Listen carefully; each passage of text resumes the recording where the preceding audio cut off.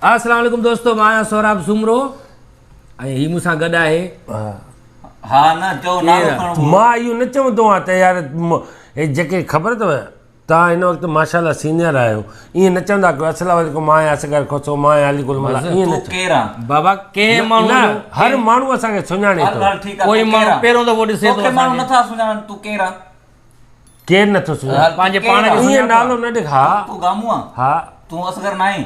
न इहो रवाज कढो अस्सलाम वालेकुम मां आसिफ पढ़ो आसिफ पढ़ो ऐं असगर अमीर ऐं गामू इहो ॿुधाइबो इन जे करे आहे त जीअं जेके हालात आसिफ पढ़ो आया जी गामो जिन ॿारनि हाणे होश संभालियो हूंदो, पहिरियों दफ़ो वीडियो ॾिसंदा हूंदा, उन्हनि कहिड़ी ख़बर आहे जंहिं अॼु आयो उन यकदमि कयो सम्झ में अचे त हीउ गामू आहे, एॾो सियाणो थी वियो ॿार, वॾो थियो आहे, होश संभालियो अथई, उन खां पोइ ॾिसंदो न वीडियो हे केरु आहिनि ॿुधाइबो आहे। हाणे छा बाबा मसइलो इहो आहे बाबा एटिकेट्स हूंदा आहिनि, हा चलो साईं मां आहियां गामो, कुझु लवाज़मात हूंदा आहिनि वीडियो जा, तारुफ़ कराए जी मां आहियां आसिफ पौड़ उर्फ गामो, शिकारपुर में रहंदो आहियां, सदर में रहंदो आहियां ऐं सोराबा वटि सचल में आयो आहियां। छा कंदा छा आहियो?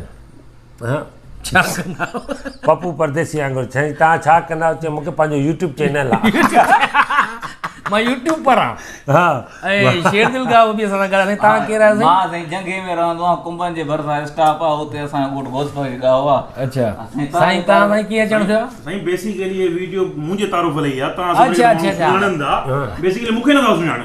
अच्छा वीडियो इन लाइ उठाए त जीअं माण्हू मूंखे सुञाणे। यार असां छो नालो ॿुधाए, तूं पंहिंजो नालो ॿुधाए न। हा मुंहिंजो नालो आहे मुश्तबा कुनियो ऐं तव्हां ॾिसी रहिया आहियो मुश्तबा कुनियो ऑफिशियल यूट्यूब चैनल।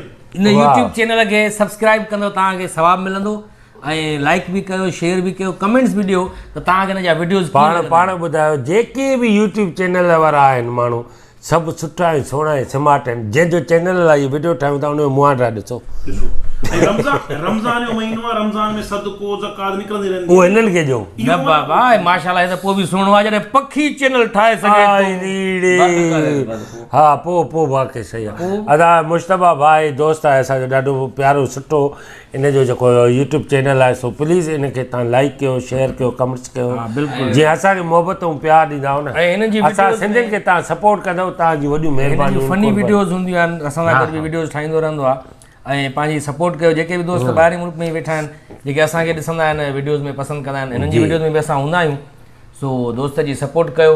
ॾिसो था माशाल्लाह कहिड़ो मुंहुं करे वेठो। हा मिसकिन आहे, ग़रीब आहे, छोलनि ऐं चांवरनि जी रेडी अथसि ऐं मिड़ई सपोर्ट कयो। सिंधी भाउ आहे असांजो, महिरबानी कयो, तव्हां पंहिंजो ख़्यालु रखिजो। न बसि अदा सब्सक्राइब कयो। मुश्तबा मुश्तबा सुमरे जी जेको मुश्तबा सॉरी जंहिंजे लाइ वीडियो था ठाहियूं मूंखे पाण ई ख़बर न आहे। मुश्तबा ठीकु आहे, वॾी महिरबानी। इहो ई असांजो पैगाम हुयो जेसीं ताईं पहुचे। हा ठीकु आहे साईं, थैंक यू।